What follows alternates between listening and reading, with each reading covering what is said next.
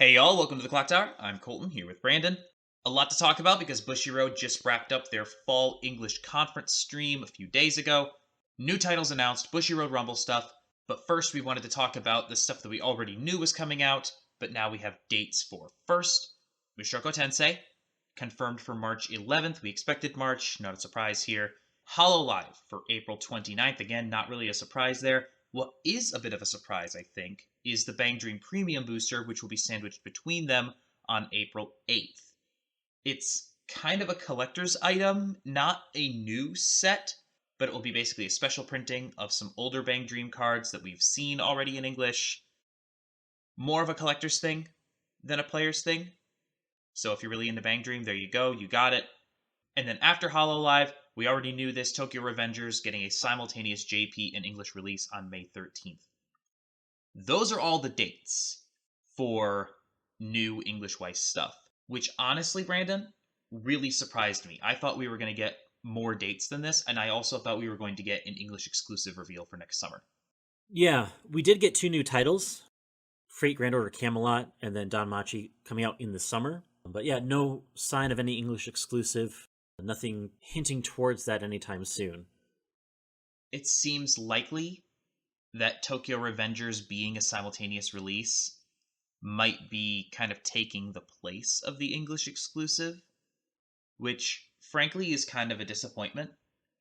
It's fun to have, kind of English specific titles that are based on a non Japanese property in particular. Those are pretty fun, and I think there were some really good candidates this time around. So to not get one potentially at all, seeing as how the next two announced sets are supposed to be coming out in the summer, it seems unlikely that we're going to get an English exclusive next June, which is a surprise. It's a change from Bushiroad's normal pattern. And I don't know, it does free up potentially another month later in 2022. We've talked in the past about, what we think will be announced from the upcoming JP roster into English. And we were right on both Camelot and Danmachi. I mean, honestly, they weren't tough picks. Camelot's a sequel and Danmachi's very popular.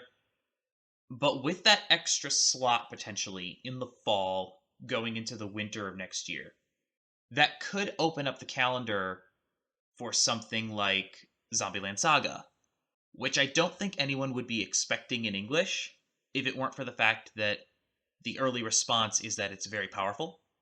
And Bushiroad has already demonstrated their willingness to publish less popular titles in English as long as they're very good, given that they released Data Live and not only released it, had to reprint it.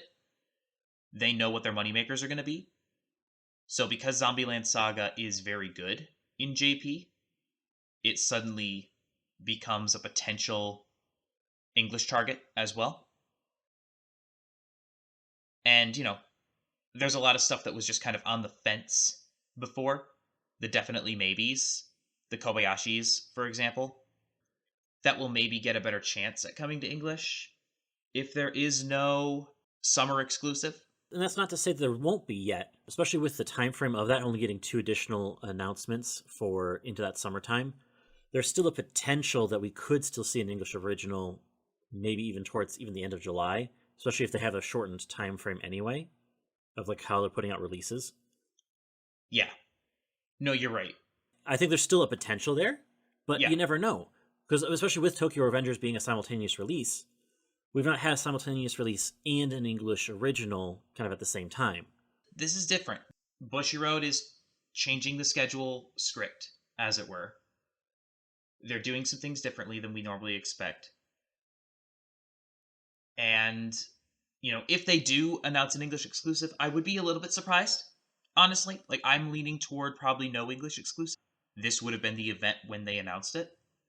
I would have expected that because this is an English specific event with honestly like not a ton of hype around it except for the potential of a summer exclusive, that this would have been the time that they would have announced it. But like you said, it's an unknown variable at this point. And, if you're waiting for World Trigger or The Day I Became a God, maybe. And, the winter strategy presentation is still coming up December 7th. So in about 6 weeks, we're going to know what comes up next in JP. And knowing what's next in JP for 2022 could potentially shine a light on what ends up in English at the very end of 2022. So, still a lot up in the air, but the announcements of Camelot and Danmachi, not really surprising. We will probably get the June, July, or July, August dates on those in the next couple of months. But that was really it for titles announced on the Bushiroad stream. Again, I was kind of disappointed in that, personally. I would have liked to have seen more announcements. But they did make one key announcement that we were waiting for, which is the announcement for Bushiroad Rumble online. Yeah, so they announced Rumble for Weiss happening on January 15th through the 16th. They also said it was going to be very similar to Bushiroad Springfest Online. And then immediately on the 25th, when they put up the stuff on the Bushiroad website, there's some slight changes that I think are important to note. For timing-wise, we're splitting up again into 3 regions, AO, EU, and NA. For us here on the Eastern Time Zone, AO starts at 8 p.m. check-in time with a 9 p.m. start time on the 14th. EU starts at 4 a.m. on the 15th, and NA starts at 1 p.m. on the 15th. So kind of having that early start time leading into the weekend. Notably, these tournaments are about between 7 and 9 hours apart, really allowing for anybody to be able to participate in all of the regionals if they choose to. They'll have the timing to be able to do that because they're pushing the top 8 24 hours past the initial start time of those tournaments. So for us, AO starts on the 14th at 9 p.m. Top 8 starts at 9 p.m. on the 15th. This is a little different than what they did for Springfest. So having top 8 at a separate time, kind of ready to go, helps, I think, eliminate some of the lull in between the Swiss and Top Cut. Kind of allows everything to help run a little bit more smoothly this time. I also think that Bushiroad, being fully aware that players from all around the world are playing at different times, wanted to move top 8 to a different time so that people could theoretically rest. Because if you were attending a tournament in person, right, and you were going to play, 7 rounds of Swiss and 3 rounds of Top Cut potentially, that tournament would start at, 8, 9, 10 in the morning or something, right? It would start in the morning your time. I think this is a really good call on their part. It's adjusting to the reality of not everyone being in the same time zones as you would be for an in-person tournament. So I think this change makes a lot of sense. And like you said, for us here in the US, the first tournament starts Friday night, and the last tournament will end Sunday afternoon. So it is 48 hours of Weiss if you are Vince and can top all 3 of these tournaments. So Bushiroad giving themselves that space, I think, makes a lot of sense. Also, if someone wanted to play in both AO and EU, and they got Top Cut in AO, like last time, it was a little bit of a time crunch there. Here, not so much. If you're going to top AO, you don't have to worry about missing EU to play your Top Cut matches. Mm-hmm. And I think that's really solid. So, good stuff all around. I think that Bushiroad learned some things from Springfest, because I think these changes are positive. So in addition to the schedule announcement and the kind of added space in that schedule, we also have some changes to registration. Capacity has been doubled, which honestly shouldn't affect much, because only North America filled last time. So realistically, we're probably not going to get too many more players because of this. Registration does close a few days before the tournament. They were kind of letting people in basically up until the final bell last time. They're not doing that this time. Your deck has to be turned in a few days in advance. It'll help them, hopefully, in the organization of the event on the day of. Absolutely. And realistically, because they have such a wide time from beginning of registration to end of registration, Namely, they have 9 days of registration, about 2 weeks in advance. Springfest, for example, I was up at 3 a.m. to register my deck immediately because I didn't know how many people were going to be jumping in. I didn't want to sleep and wake up at a normal time and realize, oh no, all the tournaments are full, you know? Like, we didn't anticipate that, but we didn't know. Yeah. Now we know. And the fact that they've doubled capacity means that you will probably be able to register up until 3 a.m. on January 12th Eastern Time and get into any tournament you want, which is a good thing. It means that, people aren't going to be excluded, hopefully. Yeah, and just kind of a last time there were sometimes additional steps that were required, different discords for the different servers for the different tournaments. So just kind of keep an eye on that as registrations come out. There probably might be a process of that registration. Yeah, there were honestly too many steps for registering for different tournaments last time. Certain tournaments would require basically multiple registrations. Honestly, that was too much. Anything that reduces the amount of confusion is good. So I'm hoping that Bushiroad's going to take those steps to make Rumble less confusing. Ultimately, I don't think anyone missed the tournament because of anything like that, but it definitely caused confusion and stress for some players who were trying to get into the tournament and, had to register in multiple places. It got overly complex. I'm hoping that Bushiroad learned from Springfest in that regard as well, and will be changing some of those things about deck registration and things like that. We don't have a ton of confirmation on that, though. No, and a lot of that came during the kind of North American tournament, where there's a Yep. lot more of that confusion around and existed there.